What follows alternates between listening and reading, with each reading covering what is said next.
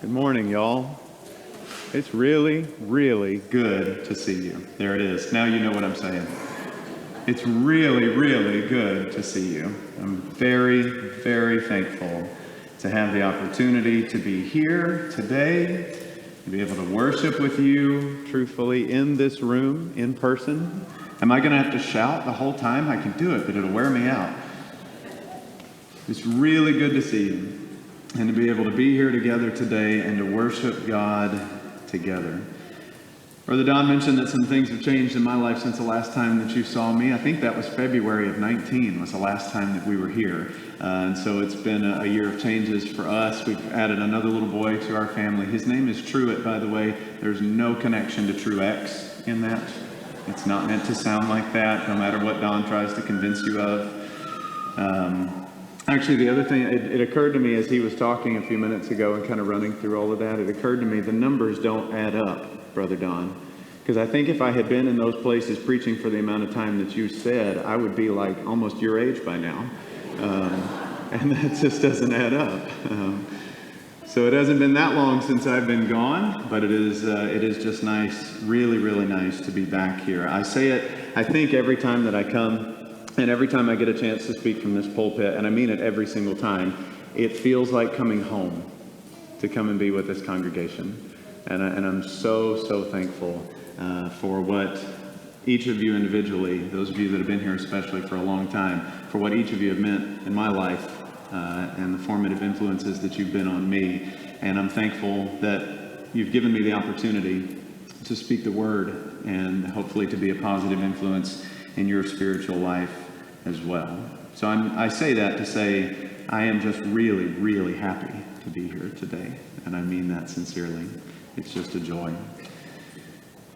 You ever seen any of those videos on YouTube? People that try those upside down goggles, right? You can buy these actually on Etsy. These pair on the screen can be yours for only $102 US. You put these goggles on and it inverts your view of the world 180 degrees.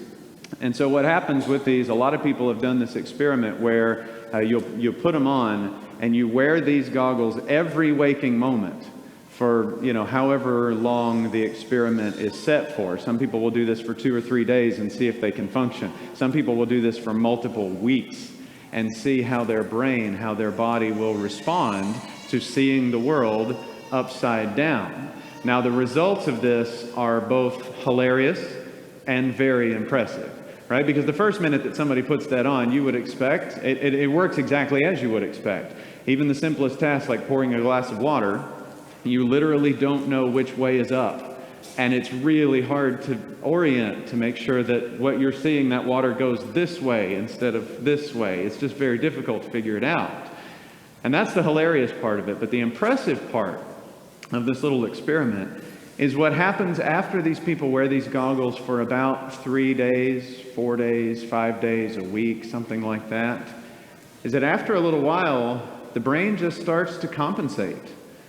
And for most people, after they've worn these things that have shown them the world upside down for 5 days or a week, they function completely normally with their view being inverted. And so people are able to balance on a bicycle. And they're able to do very complex tasks with their hands, working Rubik's Cubes and stuff like that, even though their view is now upside down. Now, the other very impressive and very cool part of that is after they've done that for a little while and after they've gotten used to seeing the world upside down and functioning in it, most of the time when they take the goggles off, they spend the first hour or two completely disoriented again because the world now seems upside down, right? It's really fun to watch. If you haven't checked out any of the videos, they are all over YouTube, and you should check them out because it is an impressive thing to see how the brain can compensate to looking at things that you're completely used to seeing from a completely upside down perspective. It's really fascinating to see how the brain can compensate for that. Now, you see where I'm going with that, don't you? You see the connections in that to our walk with God, right? Because when we first put on Christ, Christ becomes the filter through which we see the world. And I think if my own experience and the experiences that others have told me about holds true for most people, When we first do that, there are a lot of things that just suddenly look upside down to us. There's a lot of things that suddenly look like it shouldn't be that way. And yet over time, our minds and especially our hearts start to be able to function not only, okay in this upside down view of the world, but they start to be able to function actually even better as we start to realize that the view that God gives us of the world is not the upside down view. It's right. It's the right way up. And we've been seeing it upside down all along. The world, though, will still tell us that we are looking at things the wrong way up. And to that we say, yeah, we are. Because that's how God has taught us to view the world. And so that's what I want to talk to you about this week. That's our theme. Because I want to just give us some reminders that I think, to the world's perspective, they're going to sound like, no, that's wrong, that's backwards, that's upside down. That's not the way you should be thinking about life as it is right now. But for us, we're able to take that view of the world. That yes, it seems upside down to the world, but it reminds us that reality has always been in God's control, and it will always be in God's control. Now, I think it's remarkable that He's been teaching us to do that for such a long time. Matter of fact, so long that this morning I want us to start our study all the way back in the Ten Commandments. Because as far back as the Ten Commandments, and if you want to be opening your Bible, you can be on your way to Exodus chapter 20 for that. As far back as the Ten Commandments, God has been teaching His people to view the world upside down so that we can learn to actually see right side up. And I want to show you that, as I say, from these 10, and I want to do that this morning, beginning with, as Paul instructed Timothy, a public reading of Scripture. I want to read the entirety of the Ten Commandments to you this morning, and then we'll spend the rest of our time discussing just the first of the 10. All right, let's begin in Exodus chapter 20. I'm going to begin in verse 1. And God spoke all these words, saying, I am the Lord your God, who brought you out of the land of Egypt, out of the house of slavery.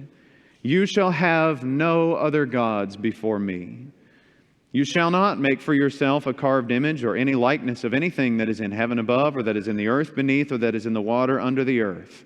You shall not bow down to them or serve them, for I, the Lord your God, am a jealous God, visiting the iniquity of the fathers on the children to the third and fourth generation of those who hate me, but showing steadfast love to thousands of generations of those who love me and keep my commandments. You shall not take the name of the Lord your God in vain, for the Lord will not hold him guiltless who takes his name in vain. Remember the Sabbath day to keep it holy. 6 days you shall labor and do all your work, but the seventh day is a Sabbath to the Lord your God. On it you shall not do any work, you or your son or your daughter, your male servant or your female servant, or your livestock, or the sojourner who is within your gates. For in 6 days the Lord made heaven and earth, the sea, and all that is in them, and rested on the seventh day. Therefore the Lord blessed the Sabbath day and made it holy. Honor your father and your mother, that your days may be long in the land that the Lord your God is giving you. You shall not murder. You shall not commit adultery. You shall not steal. You shall not bear false witness against your neighbor. You shall not covet your neighbor's house. You shall not covet your neighbor's wife, or his male servant, or his female servant, or his ox, or his donkey, or anything that is your neighbor's. The Ten Commandments. It's interesting to me that those 10, simple as seeming as they are, they serve as the preamble to more than 600 other commandments that you will read in Exodus, Leviticus, Numbers, and Deuteronomy. And they are 10 eternal principles. Yes, even the Sabbath principle. They are 10 eternal principles that have stood the test of time and endure, at least in principle, if not in application, even into our covenant with Jesus Christ today. And there are two foundational things that I really want you to think about in terms of the Ten Commandments that really make them important. there are two things, before I even get to fully hear the first commandment, there are two things that I want you to consider about them. Number one is what verse 1 says in Exodus chapter 20. You still have it open? Take a look at it. Verse 1, we typically skip right over that because we start reading with, "You shall have no other gods before me." But it's a foundational idea right there in verse 1 that God spoke all these words. Where are the Ten Commandments from? Are they from Moses? Are they from a brain trust of anti-Egypt revolutionaries? Are they from the world's most renowned philosophers of the time? No, God spoke all these words. And that makes them important. And it means that we should be paying attention to them. And the second thing that I want you to realize, it's a foundational idea to the Ten Commandments, is when they were spoken. Take a look now at verse 2 of Exodus chapter 20. In Exodus chapter 20 and verse 2, he reminds them a very short history lesson. "I am the Lord your God who brought you out of the house of slavery in the land of Egypt." Now that's important to remember because when God speaks these words at Mount Sinai, it's only been 2 months since they walked through the most powerful borders on the planet. They have been a free people for 2 months. Now, what do you know about societies that have just been free, about a whole group of people that has just become free in some way? Are they very likely to be a well-oiled machine, a functioning society that's thriving? No, usually without some sort of governance, they are likely to go back into the slavery of their own impulses. And so what God is giving them here is, number one, a statement of who He is and who they are hearing and who they are following. And number two, He's giving them guidelines that are going to make them not only a ragtag bunch of freed slaves, but a model society, a godly group of people to whom other societies will look for centuries as the model of what good people should be.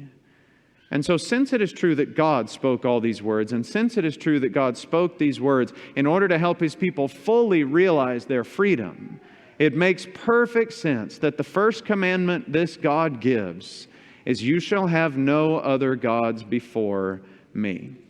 Now, I know that that's where we typically start with the Ten Commandments because that one is a command. In the English language, that's how it functions. It is a command, an affirmative, directive statement. However, what I want to do with our study this morning is I want to make sure that we take in the whole of the first commandment. Because the first commandment begins not just with the imperative statement in verse 3, it begins with what is stated in verse 2 of Exodus chapter 20, so that the whole of the first of the 10 commandments reads like this: "I am the Lord your God, who brought you out of the land of Egypt, out of the house of slavery. You shall have no other gods before me." Now, I think when you see the context of the whole statement, you can recognize that there are really two things that are going on here. The first is an indicative, the second is an imperative. I'm sorry for the semi-snooty vocabulary right there, but it's worth it this time because it helps us to see what's going on. An indicative is a statement of what is. It is true. An imperative is a command for what ought to be. And both of those are present in the first of the 10 commandments. And so let's take a look at both of them very quickly. The indicative is the seemingly simple statement where God tells His name. "I am Yahweh your God who brought you out of the land of Egypt, out of the house of slavery." Now, I know that sounds really simple, but I think it's very important for us to realize the gravity of hearing God give His identity. In fact, giving His name. This, brothers and sisters, even though we tend to skip over it, this is the most foundational idea in the wording of the 10 Commandments. That I am Yahweh, your God, who brought you out of the house of slavery.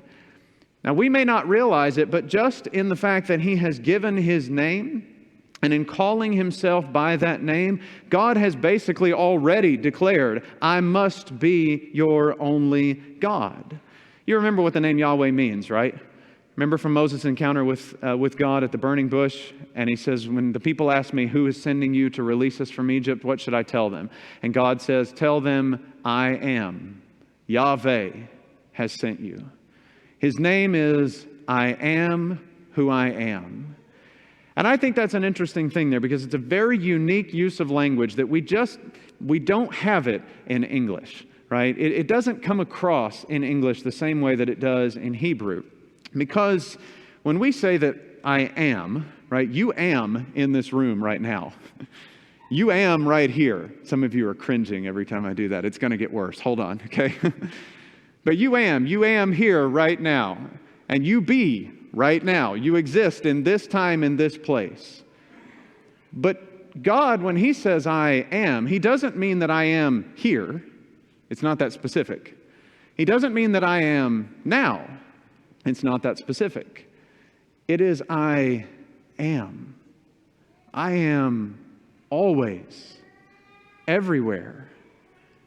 When God says His name is I am. And just by saying that, He has already made Himself unique among all the other gods that mankind may worship throughout time. Because is there any other God who is beyond an origin story? Is there any other God of whom it can be said that God just is? No, every civilization that has worshiped other gods has the story of how their gods came to be. But not Judaism and not Christianity that has taken on that same legacy. We don't have that story because God just is. And just in that, not only must there not be any other gods before Him, but He's already stated there are no other gods before this God. He is the only God, and He is completely, utterly unique. And then that makes sense, I think, of the second half of the command, the part that we are used to as a directive, as a command.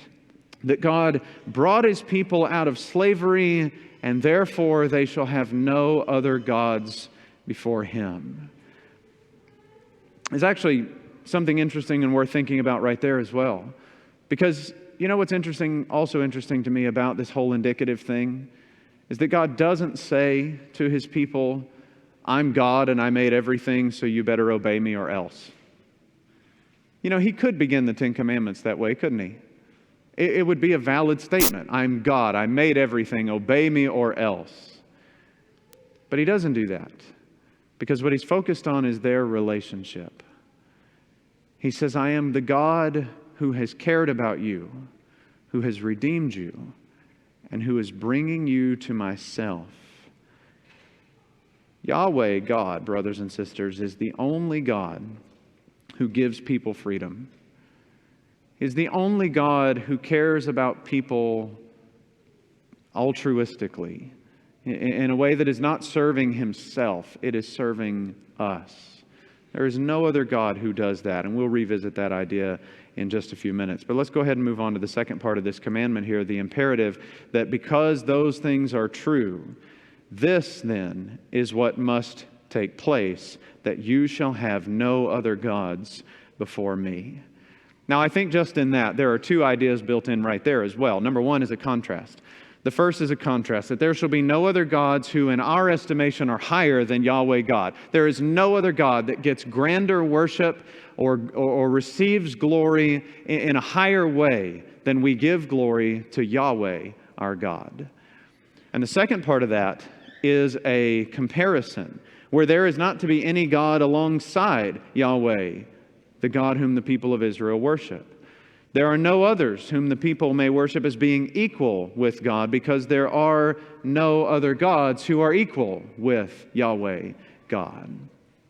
And I think all of that makes perfect sense when you look at who is speaking here, that God spoke all these words.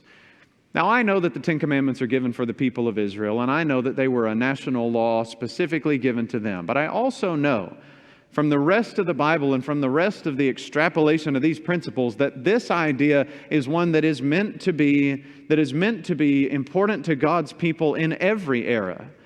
In that their words, their money, their actions, their lives, their time, their worship, their whole hearts belong to this God.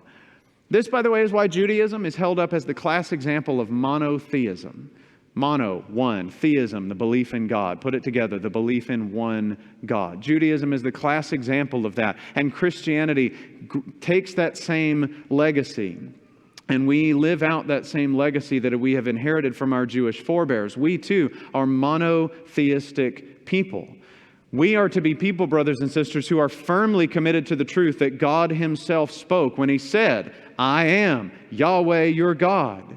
You shall have no other gods before me. So does the first of the 10 commandments have relevance in the modern world, in the lives that we live in Jesus Christ? Yeah, it definitely does. We get warnings all over the New Testament to abstain from worshiping other gods, don't we?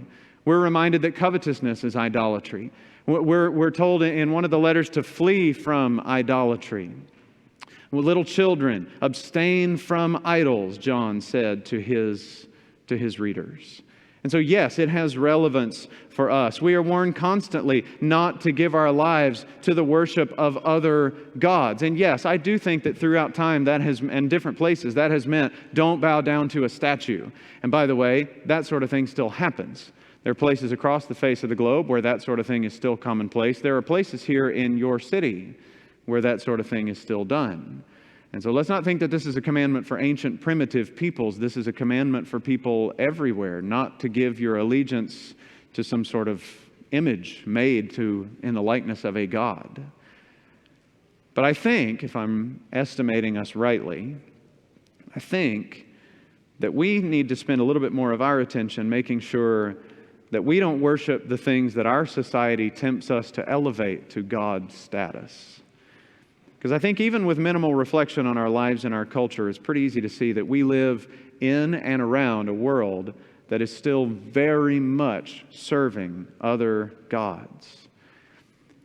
And there are a couple of well-worn paths for applications when we talk about how that actually plays out in our lives. The preacher that I heard through most of my formative years, through middle school and high school, he would talk frequently about how the amount of time that we as a society spend watching our TVs, staring into the electronic abyss, it can be compared to the amount of time that ancient civilizations would spend worshiping their gods in their temples at the idols. And you know what? I think he has a valid point there to make about that. We can make the same application to our phones and our tablets, couldn't we? Okay? And another one that he talked about quite a bit when he talked about idolatry was he said that it's very easy for us to make an idol out of our careers or out of our money. That if we spend our time devoted to that, and we choose that over times of worship or times that we could be with people, we devote ourselves to that instead of to our families, then yeah, we could be making that an idol in place of worship of the true God. But that said, can I tell you what I think are the idols that are far more dangerous in our time? I think like all of history's most dangerous idols, the gods that are the most tempting to us are gods of ideas. They're not gods that are worshipped necessarily at a particular place with a particular image in a particular manner. They are gods that are gods of ideas. And so we are tempted, I think, to serve some of these gods, like the gods of status and popularity. We're tempted to serve these gods. They are powerful gods in our time. And they're served by several powerful underlings, like the God of non-confrontation. Right? We don't want to cause a conflict with somebody if we talk about the God whom we truly serve. So let's just give in to this God and keep things comfortable. Or the God of acquiescence, the God of cowardice. Sometimes this God is served, the underlings that serve this God are the gods of sexual immorality and status and sexiness. The gods who have been described as the gods of good health, good hair, and good humor, right? I don't know much about good hair, but it's a thing. And our temptation to serve these gods, it runs actually fairly deep. Right? It runs deep. You can see it in all sorts of things, both big and small, that we are tempted to serve the gods of us looking good. And that God, brothers and sisters, is not the same as serving Yahweh God. but we're tempted to serve it. We're tempted to serve the gods of safety and comfort. We're tempted to serve the gods that mean we can live a life with no risks, that Christianity will be a peaceful and quiet life for us. Can I just remind you, brothers and sisters, that in the passage that uses that phrase, lead a peaceful and quiet life, what it says is pray for your leaders so that they may grant you the opportunity to live a peaceful and quiet life. But can I also remind you that the life stories of people who have lived their lives for Christ have often been anything but peaceful and quiet? Because they weren't serving peace and quiet, they were serving God. And there's a difference between those. One will lead to the other in many cases, but you can't switch them. If we switch them and we try to serve the one in place of the other, serve these gods of safety and comfort in place of Yahweh, we will not serve Yahweh. I think we're also tempted to serve the gods of entertainment and pleasure in our time. Whatever we're doing, we want it to be engaging, right? It's got to be engaging. It's got to be exciting. It's got to be challenging, maybe, but as long as it's engaging, that's the main thing. It's kind of like people that say, and I actually heard somebody say this yesterday, I'm going to call him out on it. It's like people that say, I don't like to run unless I have a ball to chase, right? If I'm playing a sport, then I'll run, but I don't like to just get out there and run. It's so boring. Well, first of all, what's the matter with you? And then second of all, I love running. I do now anyway. But second of all, that's harmless enough in the area of sports, right? But take that same mentality and put it in the realm of worship. I don't know. I don't really like going to church unless it's engaging, unless it's relevant, unless there's something for every age demographic, unless there's something for the kids, unless there's that one thing that I need right now today. I don't really like just going for the sake of going. Well, going for the sake of worshiping God, that's a bit of a different thing than going for the sake of, will it be engaging? You see the difference?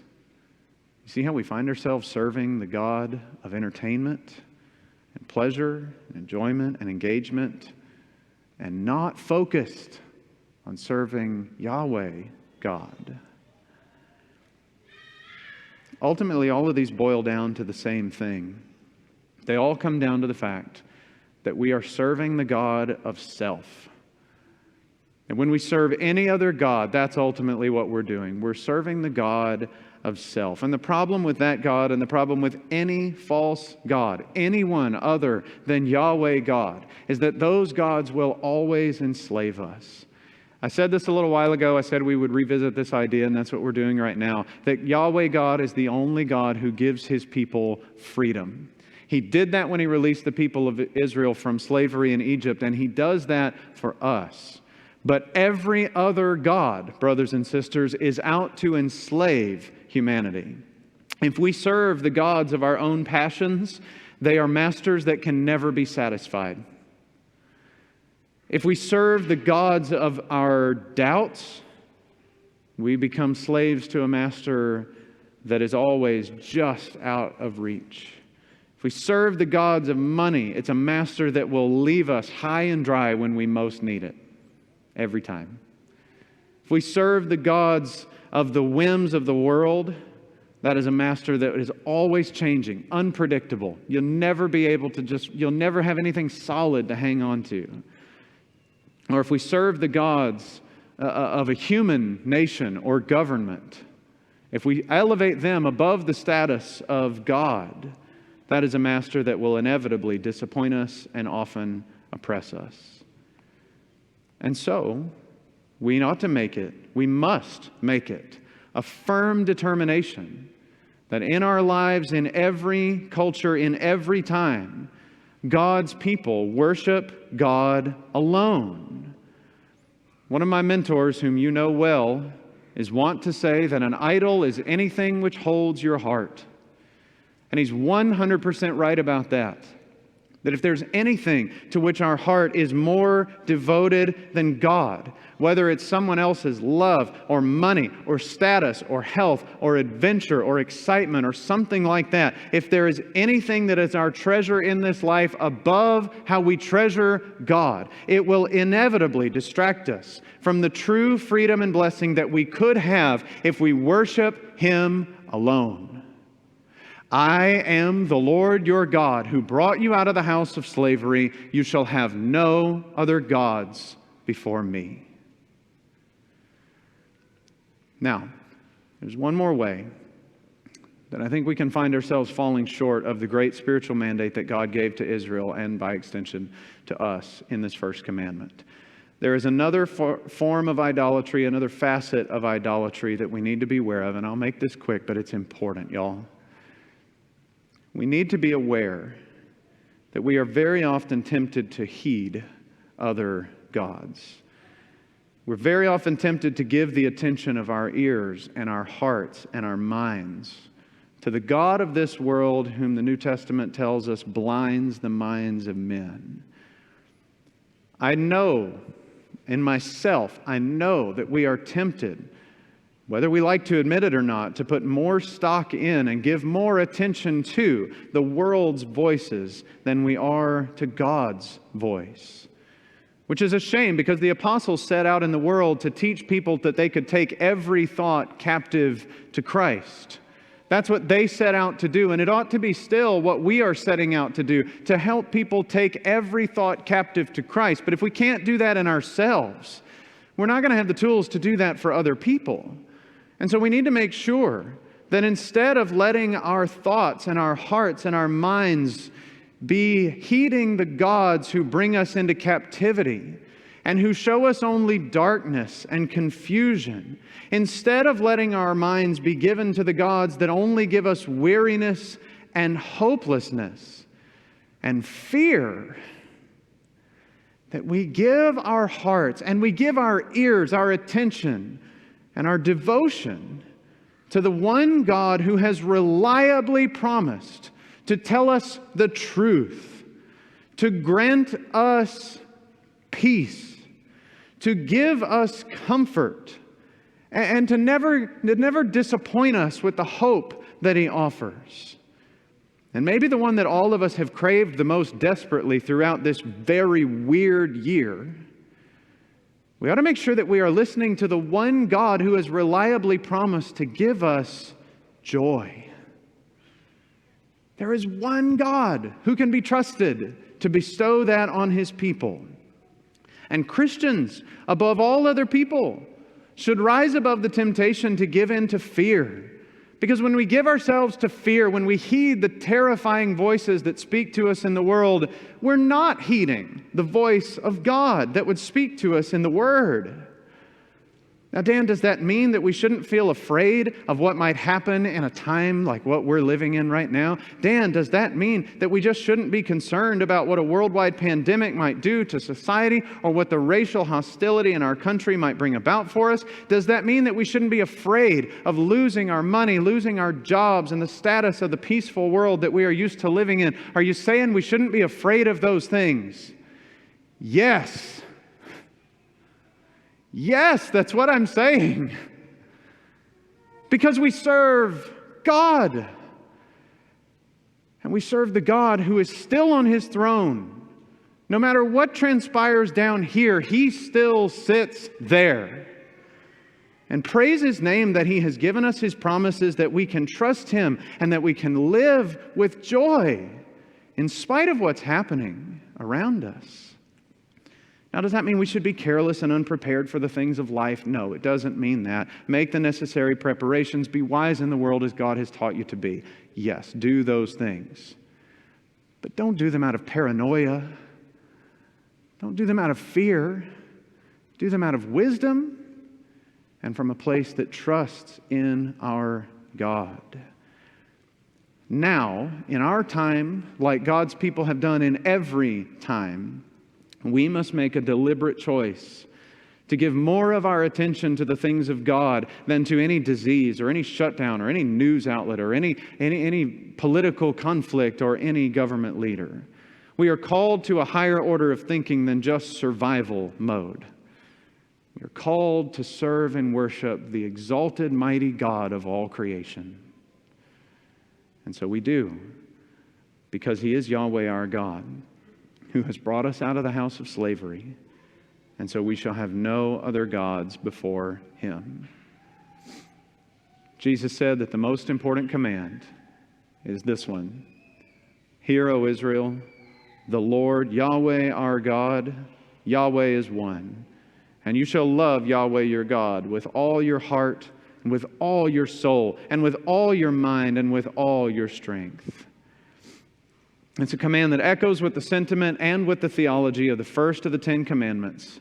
And if we are willing to heed it, it will set us free from the bondage of sin and self and hopelessness and fear. And it will help us to have no other gods before Yahweh, who has brought us out of the house of slavery.